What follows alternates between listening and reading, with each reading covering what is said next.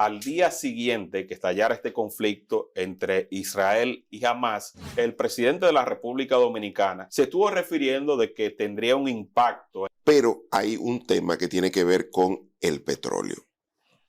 En Medio Oriente está el estrecho de Hormuz, que es de donde sale cerca del 33% de la producción mundial de petróleo. En ese estrecho de Hormuz está, de un lado, Irán, del otro lado está Omán, Arabia Saudita, Emiratos Árabes Unidos y Qatar. Por ahí sale el 33% de la producción mundial de petróleo. Y si Irán y Omán se ponen de acuerdo y cierran el estrecho de Hormuz, la sola noticia dispararía los precios de forma inesperada. Y esas sanciones de Estados Unidos a Irán por el tema de los drones y el supuesto armamento nuclear que está desarrollando no empeoran las cosas. Amigos, bienvenidos a las exclusivas de José Peguero. El mundo mira con preocupación lo que está pasando en Israel y Gaza por esta problemática de esta guerra que ya sacude los mercados económicos. Y nada mejor que conversar con Fabricio Gómez Mazara para que nos indique cómo pudiera impactar en nuestro país esa situación, porque se habla del petróleo, se habla de gas natural y también de otros commodities que pudieran también causar algún daño en el país en cuanto a aumento se refiere. Bienvenido, Fabricio. Gracias por la invitación. Ya yo soy parte de aquí, del staff de tu casa, de José Peguero. Un honor para mí. Bienvenido nueva vez. Fabricio, el presidente de la República Dominicana, al día siguiente que estallara este conflicto entre Israel y Hamas, se estuvo refiriendo de que tendría un impacto en la economía dominicana si esta situación se prolongase. ¿Cómo pudiera afectarnos, Fabricio? Mira, el tema del petróleo, hay que recordar que República Dominicana es importador neto de combustible. Es decir, nosotros no producimos una gota de petróleo y la importamos desde el resto del mundo. Luego de la invasión rusa a Ucrania, el año pasado, marzo del año 2022, recuerda aquel discurso del presidente Abinader, donde estableció un esquema de si el petróleo era menor a $85 o mayor a 115, en ese rango de precios el gobierno iba a subsidiar, lo que ha mantenido hasta estos días, ¿no? Sí. Y lógicamente es de preocupación porque afecta a la finanza pública si estamos toda la semana subsidiando los precios internos de los combustibles. ¿Qué significa esto en este momento? Que para el mundo un aumento en lo de los precios del petróleo podría tener un efecto reversión respecto de la lucha contra la inflación. República Dominicana, con una estrategia macroeconómica liderada por el Banco Central y apoyada por el Ministerio de Hacienda a través de subsidios, ha logrado llevar la inflación al rango meta establecido en el programa monetario de 4% más o menos un 1%. Sin embargo, si el petróleo sube, pues lógicamente hay que buscar recursos adicionales para subsidiar vía presupuesto el aumento de los precios a nivel interno, para que no se refleje el aumento internacional en los precios internos. Y eso implica mayor déficit esperado. Entonces sí tiene un efecto sobre la finanza pública.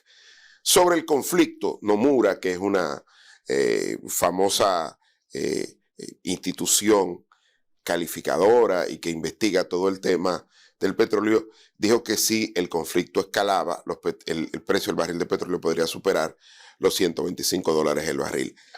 Esa es la más, digamos, esa es una estimación hasta cierto punto conservadora. Hay otros que hablan de que podría llegar hasta los $200 el barril.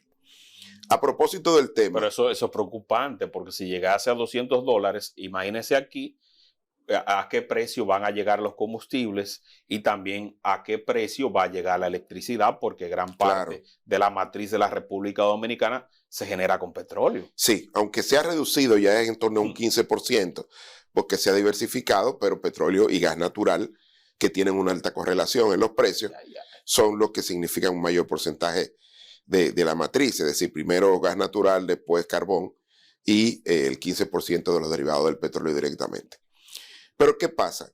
En medio de esto, recuérdense que el presidente Joe Biden hizo una visita sorpresa a Israel, y aunque solamente logró hablar con una de las partes, con Israel, que ha sido su socio histórico y lo respaldó, no pudo lograr una reunión con la parte palestina porque se había producido ese bombardeo, que las partes se acusaban en el hospital en la Franja de Gaza. Pero miren cómo se ha estado moviendo el mundo porque el petróleo preocupa. Curiosamente, los Estados Unidos le levantaron el embargo a Venezuela sobre el petróleo para permitir que 300,000 barriles diarios entraran al mercado occidental y así ver cómo morigeran el abrieron impacto esa llave del barril de petróleo. Lo condicionaron, dijeron que de manera temporal, con el compromiso de que Venezuela hablara con la oposición y generara un elemento esencial para las próximas elecciones. Pero todo el mundo sabe que el tema de fondo es el petróleo, ¿no? Sin embargo, en la actualidad, el precio del crudo de Texas está por encima o en la vecindad de los $90 el barril. Ha subido más de $10 respecto de las últimas 2 semanas. Y eso es por la tensión. ¿Cuál es la amenaza principal? Es que Irán está teniendo, digamos, una voz muy fuerte apoyando a Palestina. Se dice que Irán financieramente apoyaba las acciones de Hamas. Pero hay un tema que tiene que ver con el petróleo. En Medio Oriente está el estrecho de Hormuz, que es de donde sale cerca del 33% de la producción mundial de petróleo. En ese estrecho de Hormuz está, de un lado, Irán, del otro lado está Omán, Arabia Saudita, Emiratos Árabes Unidos y Qatar. Por ahí sale el 33% de la producción mundial de petróleo. Y si Irán y Omán se ponen de acuerdo y cierran el estrecho de Hormuz, la sola noticia dispararía los precios de forma inesperada. Por eso se está buscando estas negociaciones formales e informales. Se busca que Egipto tenga una participación y por ahí se genere una ayuda humanitaria o un canal, un cordón por donde llegue ayuda humanitaria a la Franja de Gaza. Y se están buscando alternativas, pero mientras tanto, el precio del petróleo es muy sensible a este tipo de eventos y las finanzas públicas van a tener que seguir asumiendo el subsidio. Hay que tomar en cuenta que es bueno que tú lo destaques también, que Estados Unidos no puede contar con Rusia porque se está enfrentando a través de Ucrania. Claro. Que era un mercado también que se ha cerrado y donde básicamente ese petróleo lo asumió China y otros países que lo están comprando y que lo siguen comprando y que lo venden por otras vías, no directamente. Claro, porque ahora hay como una guerra paralela. Por un lado está Ucrania, ¿verdad?, que está recibiendo apoyo de los Estados Unidos y que incluso recientemente el presidente Biden le pidió al Congreso norteamericano una ayuda adicional de $100,000 millones para apoyar a Ucrania, a Israel y apoyar operaciones en, digamos, esa zona marítima que está en el entorno de Medio Oriente, donde ya hay desplazados 2 portaaviones norteamericanos. En cuanto al gas natural se refiere, qué bueno que tú destacaste esa parte de que ya nosotros no tenemos una matriz tan fuerte con relación al petróleo, sino que en su mayoría es gas natural y también está lo del carbón. Sí. Esa zona por ahí también produce mucho gas natural.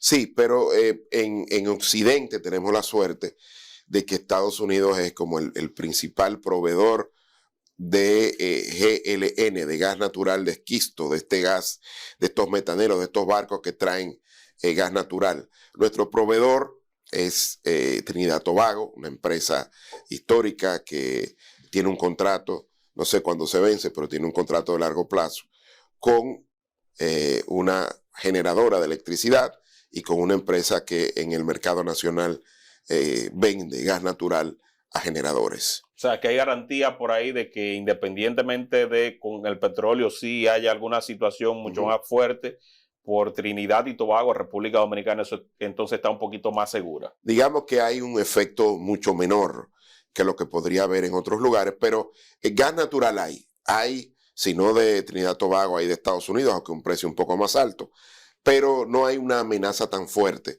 como en el petróleo y sus derivados. Esta semana también salió un informe de que las reservas de petróleo de los Estados Unidos habían disminuido. Claro, porque mira qué estaba pasando. La OPEP Plus, que es la Organización de Países Exportadores de Petróleo, más otros miembros, entre ellos Rusia, ha estado jugando con el precio del barril de petróleo. Se ponen de acuerdo a recortar la producción para que con el aumento de la oferta, o mejor dicho, reducción de la oferta y un aumento natural de la demanda, los precios aumenten.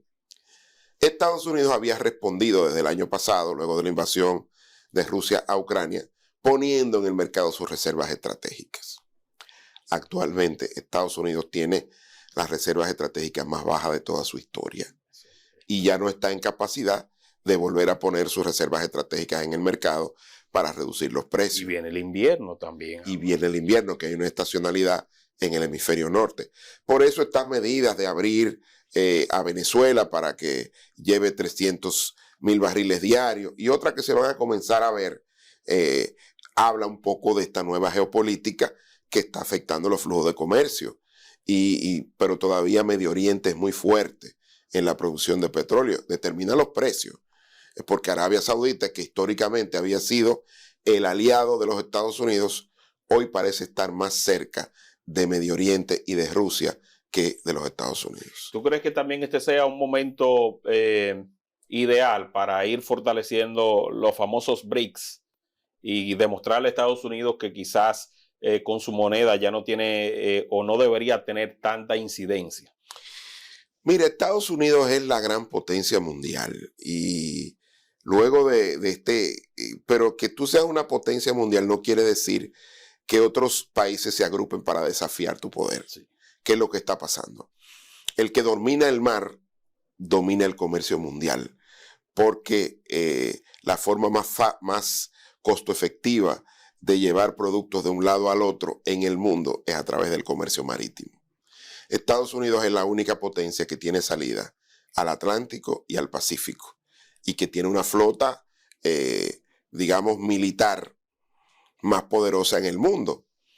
Después de la invasión rusa a Ucrania en Occidente, la economía que más ha salido fortalecida ha sido la economía de Estados Unidos, en detrimento de la economía de Europa, de la eurozona. Sí. Y lógicamente lo que estamos viendo hoy es ese desafío por parte de los BRICS a Estados Unidos, que sigue siendo la principal economía, a pesar de que ya se proyecta de que China, de que la India en los próximos años podría ocupar ese lugar, pero el flujo comercial de Estados Unidos es muy fuerte. Y lejos de lo que muchos opinan, yo creo que Estados Unidos va a seguir consolidando su poder económico. Va a seguir creciendo. Bueno, y las guerras, tú sabes lo que producen en la industria armamentista de Estados Unidos. Entonces, lógicamente, eso es otro elemento para creer que Estados Unidos va a seguir consolidando su poder en el mundo. ¿Y qué otras materias primas del Medio Oriente pudieran incidir también en la economía dominicana y en el desenvolvimiento, en caso de que se escale este conflicto? Mira, lo que pasa es que este es un conflicto que en el fondo no le conviene a nadie. Y quiero tratar de... Yo no soy un experto en política internacional, aunque sí un poco en comercio internacional. ¿Por qué no le conviene a nadie? Porque esa región del mundo despierta muchas pasiones. Esa región del mundo es la cuna de 3 religiones, de 3 civilizaciones. Y lógicamente ahí no se producen muchas materias primas, pero sí se genera mucho conflicto y de alguna manera Israel está apoyado claramente por los Estados Unidos, pero Palestina parece ya no solo estar apoyado por Irán, sino también por otros países que están vinculados a, digamos, a la OPEP Plus, por un tema de solidaridad en términos culturales y religiosos. China y Rusia están mirando esto de manera temerosa y estratégicamente entienden que tampoco le conviene este conflicto. Y están hablando de que Estados Unidos tiene que tener un papel menos beligerante. Mientras ocurría la visita del presidente Biden a Israel, se daba una reunión en China entre el presidente Vladimir Putin y el presidente Xi Jinping, acordando una nueva estrategia comercial donde Rusia le garantizaba 700,000 toneladas de digamos, alimentos o materias primas vinculadas a la industria alimentaria, oleaginosas, granos y demás, con lo que consolidaba este acuerdo comercial con China, ya no solo desde el punto de vista energético, sino desde el punto de vista agroalimentario. Y eso, imagínate ese mercado chino, que tú le garantices alimentación, pues lógicamente es un ganar-ganar para ambas partes y se fortalecen ambas economías. Ambas partes. Y también observé que justamente el presidente de China está anunciando más apoyo para Egipto, para garantizar que de alguna u otra manera la zona se mantenga en calma y que llegue el flujo de ayudas humanitarias hasta Gaza. Claro, porque aquí hay un elemento. Mira, este conflicto genera una reversión en un acuerdo que se estaba casi a punto de firmar y materializar entre Arabia Saudita e Israel, que han sido, lógicamente, Arabia Saudita es, digamos, donde está la Meca, que es el lugar sagrado de los musulmanes, donde está enterrado el profeta, sí, ¿no? Mahoma. Y lógicamente ya eso es como la tierra santa de los musulmanes. Y el hecho de que llegara a un acuerdo con Israel iba a ser un acuerdo histórico y de alguna manera esto buscaba dar alguna estabilidad en la región. Este ataque de Hamas ha hecho que Arabia Saudita diga que renuncia a cualquier tipo de acuerdo, al menos en el corto plazo, con Israel y vuelve a subir un poco de tono los ánimos por esa región. Y lógicamente esto, que lo que se buscaba es pacificar la región para garantizar los flujos comerciales y que el tema económico en esta nueva redistribución del poder global de la economía, esta fragmentación económica que se está viviendo, pues se pudiera hacer de una manera más distendida y que solamente los conflictos llegaran a nivel diplomático. Ahora ha llegado a vías de hecho, una guerra, lamentablemente con pérdidas civiles, niños y personas que no están vinculadas al conflicto directamente son los que terminan siendo las principales víctimas. Entonces, este conflicto, tanto Estados Unidos como China y Rusia están buscando en Egipto, que ha tenido que lidiar en varias ocasiones con Israel y con Palestina, a pesar de que también formó parte en la guerra del Yom Kippur contra Israel, pero después ha tenido o ha rehecho sus relaciones diplomáticas con Israel y siempre se ve en Occidente como un aliado, o vamos a decir como alguien que puede interceder, un intermediario o alguien válido que goza de credibilidad tanto de Israel como de Palestina para interceder en este tipo de conflictos que son muy frecuentes. Y esas sanciones de Estados Unidos a Irán por el tema de los drones y el supuesto armamento nuclear que está desarrollando no empeoran las cosas. Ese conflicto entre Estados Unidos e Irán es histórico y tiene sus altas y sus bajas.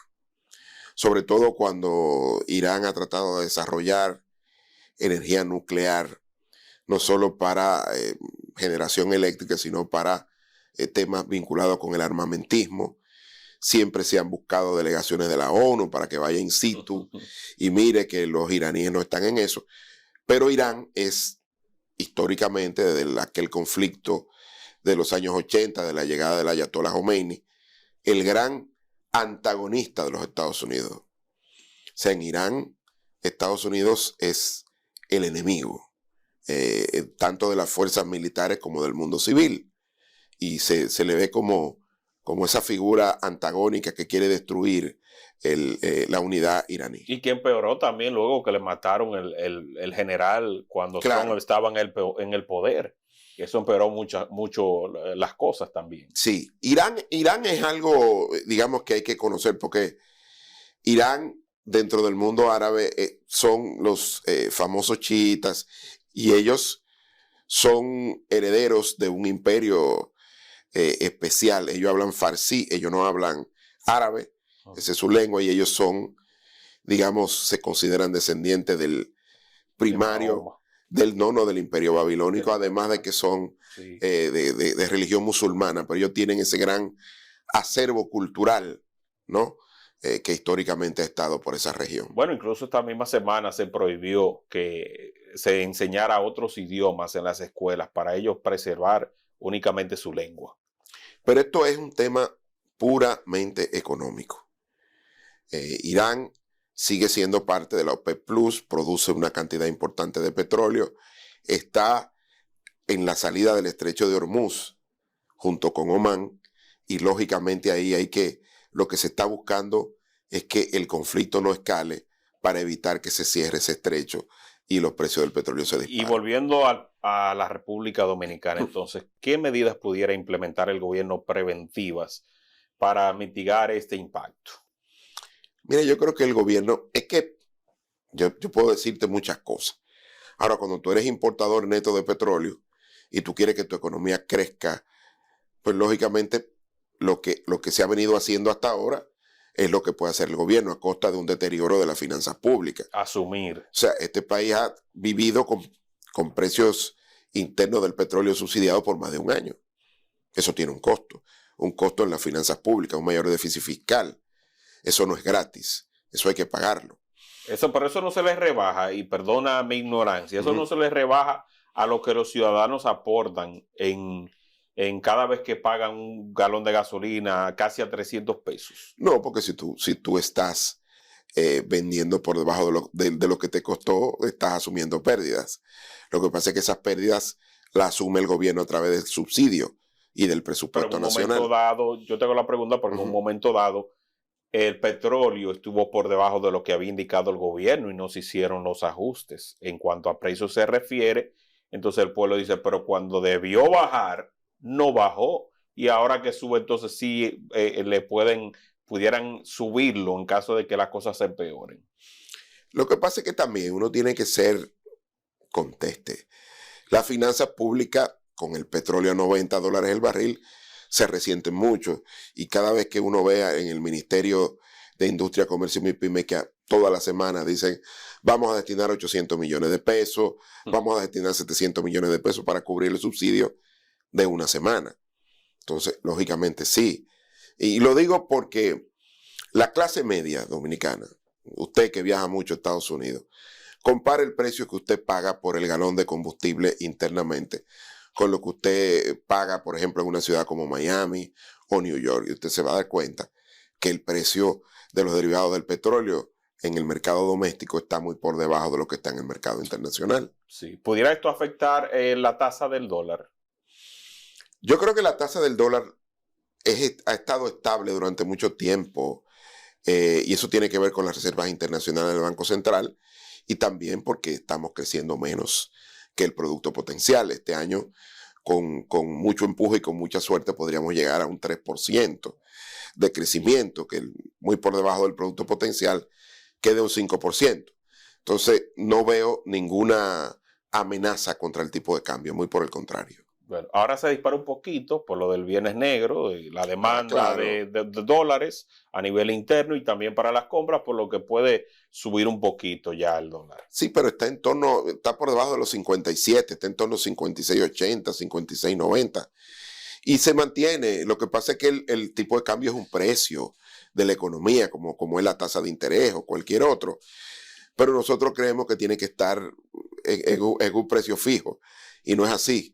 Tiene que irse construyendo en función de las expectativas, de la política monetaria y de las reservas internacionales del Banco Central. Claro. Fabricio, a mí me gustaría también aprovechar esta oportunidad para que te refieras también sobre un informe que hizo Estados Unidos sobre la economía dominicana, el clima de inversión, algunas valoraciones positivas y algunas quizás no tan agradables. ¿Qué tú opinas al respecto? Mira, decir primero que República Dominicana, a partir del próximo año, va a ser la séptima economía en la región latinoamericana. ¿Cómo? La séptima. ¿Y cuál salió? Porque la séptima yo creo que era Perú, ¿no era? No, Ecuador. Vamos a superar a Ecuador. Y lógicamente, eso con una proyección del Fondo Monetario Internacional, estamos hablando de Producto Interno Bruto corregido a paridad del poder adquisitivo. O sea, es real, digamos que es muy, muy potente la estimación. Eso ha significado para nuestro país una reducción de la pobreza, una reducción de la desigualdad pero también implica nuevos desafíos en términos de institucionalidad y de capital humano. Y lo quiero aterrizar un poquito. Ya República Dominicana no es la pulpería de los años 80, ni es el colmado de los 90, ni el supercolmado del 2000. Ahora es el supermercado. ¿Y eso qué significa? Significa que ya tú tienes que manejar la economía de forma más profesional, más profesionalizada. Una pulpería puede tener un tenedor de libros que lleve la contabilidad, pero el supermercado tiene que tener ya un contable, un auditor que rinda informe a la DGI y demás. Y eso es lo que está diciendo a grandes rasgos este informe. ¿Qué dice? Miren, República Dominicana es el principal destino de la inversión extranjera directa. Cuando en la región, el año pasado, la inversión extranjera directa estuvo en el entorno del 3.5% del Producto Interno Bruto. De esos sectores, los que más atraen inversión extranjera son turismo, zona franca, minería y el caso de electricidad, sobre todo con energía renovable, que se están haciendo muchos proyectos en nuestro país. Telecomunicaciones, aunque en menor medida históricamente también ha estado dentro de la inversión extranjera directa. Uno de los ejes fundamentales fue el Acuerdo de Libre Comercio República Dominicana, Centroamérica y Estados Unidos, conocido por sus siglas en inglés como DERECAFTA. Eso ha garantizado que llegue mucha inversión extranjera porque hay un marco, ¿verdad?, legal que resuelve los problemas. Una de las críticas que hace el informe es que todavía en materia de respeto al Estado de Derecho, de rule of law, como dicen los norteamericanos, hemos avanzado, pero todavía a un ritmo un poco lento. En el caso yo no soy abogado, pero el caso del derecho administrativo, que es el derecho que tiene que ver con los conflictos entre las personas y la administración pública, hay que seguir mejorando. Y aunque los contratos privados tienen cláusulas que tienen que ver con justicia privada, con tribunales de arbitraje, y que casi siempre cuando vamos a tribunales de arbitraje y el Estado Dominicano está involucrado, terminamos perdiendo. Pero bueno, esto es parte de garantizar la inversión extranjera, ¿no? La piedra angular de la democracia, ¿cuál es? El respeto a la propiedad privada. Totalmente. Y en ese aspecto hemos mejorado, pero como te digo, necesitamos de cara al futuro ya una nueva visión. Esta es la economía más grande de Centroamérica y el Caribe, y la séptima en Latinoamérica. Tiene que convivir con una realidad que no puede ocultar. Tiene como vecino al país más pobre del hemisferio occidental. Sí mismo es. Entonces parece una paradoja que una economía que ha crecido tanto, que ha reducido pobreza y que ha reducido desigualdad y que ha generado tanta expectativa, tanta infraestructura, pues tenga que convivir con eso también. Y eso lo estamos viviendo aquí en los últimos meses. Sin embargo, creo que ahora hay que mejorar. La justicia, hemos estado mejorando con el tema de la lucha contra la corrupción, pero todavía hay algunas quejas de que los tribunales no van en la celeridad que se espera. Hay una máxima en derecho que dice que justicia tardía es justicia denegada. En el caso de conflictos privados, los juicios son costosos. Por eso están estos tribunales de arbitraje. Pero hay cosas que mejorar, también hay mucho intervencionismo. Aquí hay reglas distintas dependiendo de los sectores. No hay una homogeneidad. Y aunque hay incentivos a través de, digamos, exenciones tributarias, no son iguales en todos los sectores. Entonces hay mucha, para los inversionistas, sobre todo los norteamericanos, que son las mayorías o que tienen el mayor porcentaje de inversión extranjera directa, no entienden cómo un incentivo puede estar en un sector y no en otro. Entonces, a pesar del gran trabajo que se está haciendo a través del CIRD y del Consejo Nacional de la Zona Franca, que son dos instituciones que tienen que ver con promoción de inversión, de atracción de inversión extranjera, hay cosas que mejorar. Hay cosas que mejorar. Nuestros recursos humanos. Miren, el cambio tecnológico ha hecho que prácticamente todos los procesos estén digitalizados. República Dominicana va a pasos un poco más lentos. No es la excepción. Hay un e-ticket para tú entrar a República Dominicana, no tienes que registrarte. Hemos mejorado en el tema logístico con el despacho 24 horas de las aduanas, pero todavía vamos a una velocidad un poco lenta para el rango que hemos alcanzado. Ya estamos en las grandes ligas. Ya somos la 7ª economía del mundo. Hay que facilitar todas las estructuras para que los negocios sean más transparentes, más claros, reglas homogéneas como tú indicaste, y que haya menos burocracia para la inversión, aunque sí revisión para evitar que un capital que quizás no es sano para el país, de dudosa procedencia, pueda ingresar. Mira, y aquí hay ley de lavado de activos, la ley de inversión extranjera tiene muchos años, pero nosotros competimos con la región para atraer inversión extranjera. Siempre hemos tenido la ventaja de, digamos, la madurez institucional. Aquí hay elecciones, aquí hay democracia, aquí hay un respeto relativo al Estado de Derecho que tenemos que seguir mejorando mucho. Pero tenemos que hacer los procesos más rápidos y tenemos que mejorar la formación del capital humano. Totalmente. Sobre todo los funcionarios públicos. Aquí hay Necesitamos más técnicos y menos políticos. O más técnicos políticos. No, necesitamos, digamos, que actúen, digamos, de manera coordinada.